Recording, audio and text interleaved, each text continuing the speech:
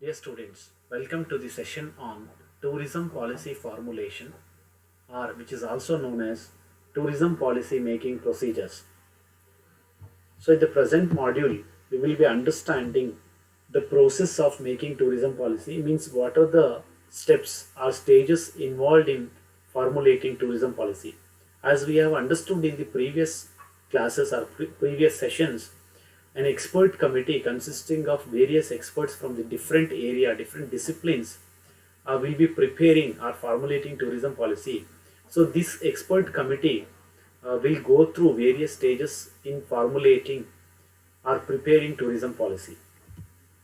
So the prerequisite of this session is tourism policy and planning. The knowledge about tourism policy and planning that we have already acquired through discussing various aspects of tourism policy in previous sessions. So the present session will be dealing with the tourism policy formulation process or stages involved in preparing or formulating tourism policy. So the very first one is identifying the objectives of tourism policy. So objectives means what should be achieved. Okay, so what are the areas should be addressed in the present tourism policy. Okay, so what are the main objectives of this tourism policy? So every tourism policy will be having certain objectives which should be achieved at the end of implementing the tourism policy. Okay, so maybe for the period of 5 years or 10 years. So after the complete stage of policy and planning, what are the objectives should be achieved? Okay, so where should the state or country stand in the area of tourism? Okay, so that is what we call it as objectives. For your better understanding, I can tell you, always there will be certain objectives in every tourism policy. Those can be categorized or put under particular objectives, or I can say head of objectives, what we call. The very first one is economic objectives.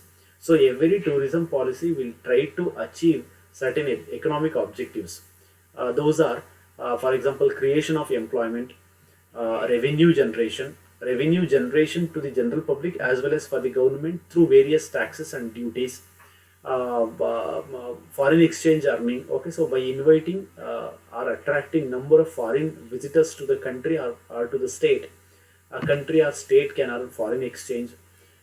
Economic multiplier means the benefit of tourism, or I can say earnings through tourism should be divided or equally distributed in the various jobs, or I can say in the various sectors of the society. That is what we call economic multiplier.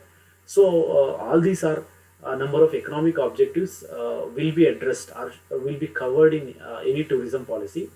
The second important is socio-cultural objectives. Okay, socio-cultural objectives is by keeping the society in mind. Okay, so like any tourism policy should focus on the growth or development of a society. Okay, so like local people or local community should be benefited by the implementing of tourism policy. Okay, so any tourism projects or any tourism activity happening in an destination should benefit the local community in and around the tourism destination. Okay, so for example, by providing the employment opportunities, the local people will have very good standard living style, or I can say improvement in the standard of living style. Sometimes the poverty alleviation. Okay, so which can remove the poverty of the community, or sometimes socio-cultural benefits. Okay, so for example, cultural diversity will be respected and cultural exchange. Okay, so like visitors will respect the local culture, local people will respect the visitors cultures. Okay, so that is what we call it as host and guest relationship. Okay, so arising by the visit of tourists to a particular community. So all these are the socio-cultural benefit. Whereas third important is environmental benefit. Okay, so like sustainable tourism, what we call, environment should be protected, preserved, with minimizing the negative impacts on environment. Okay, so there should be very minimum negative impacts on environment. Like when there is developmental activities, when there is tourist activities in a place, there will be a lot of negative impacts may happen or may be created on environment, like a lot of pollutions. Okay, different type of pollution, what we call. Okay, so air pollution, water pollution, noise pollution, okay, or improper method of waste treatment, or sometimes water pollution, okay, so water scarcity, or sometimes the construction of road or construction of infrastructure building may result in deforestation.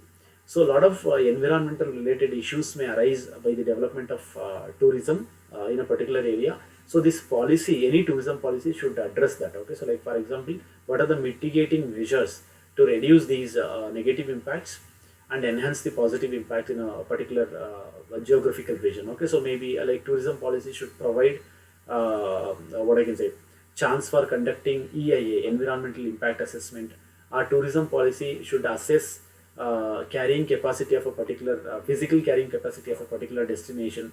So by implementing all these mitigating measures, negative impacts can be reduced and positive impacts can be enhanced. So the second important stage is formulation of policy. Here, it will not be like it will not be done with a final policy, or at one stage they will not prepare the final policy. Expert committee will prepare number of draft policies. Okay, draft policies what we call trial and error methods. Okay, so what we can call number of draft policies will be prepared, number of discussions will be done on these draft policies. So in the end, by removing the errors, a final policy will be prepared. Okay, so like a lot of opinion will be collected. There will be representation from many areas, local people, local what I can say, government bodies. Okay, so local government bodies, environmentalists. Okay, so like even government agencies, NGOs. Sometimes NGOs may be working in cultural or other areas. Okay, so all these opinions will be heard. A number of different studies will be conducted. Number of other policies will be referred. So by doing this, the final policy will be prepared. A process of decision making. Okay, here government or policy making agency will make number of decisions regarding the implementation of policy, regarding the objectives. So any area found which is not suitable in the policy can be removed, or sometimes any area need to be added will be added here. So the important decisions will be taken in this particular stage, that is the third stage. The fourth important stage is implementation of policy. Implementation of policy sometimes can be done through a pilot study or pilot project, what we call. Okay, so the whole policy will not be implemented in one stage or one stretch. Initially one or two, for example, if it is in the policy, one factor is speaking about or talking about the preservation of historical monument in the entire state, but will not be implemented on the entire what I can say, all the selected historical monuments. It will be done in a one place as a pilot study or pilot project. By analyzing or assessing the positive and negative impacts of the process will be continuing to the other areas as well. Okay, so for example, if 10 destinations are selected, the planning will not be done for all 10 destinations. Initially one or two destinations will be selected. That is what we call implementation of policy. So after implementation of first stage or second stage, an evaluation will be conducted. Evaluation is always necessary to understand the outcome of the policy. Okay, so how policy was successful. Okay, so evaluation will be done. If there are any what I can say, factors which were not fulfilled, or the factors which were like failed to address the issues will be removed, or sometimes the factors which were like successful can be added to the next term policy. Okay, so the next policy term. So these are the five important stages of formulating policy, or I can say steps involved in making policy. I hope you understood the tourism policy formulation process.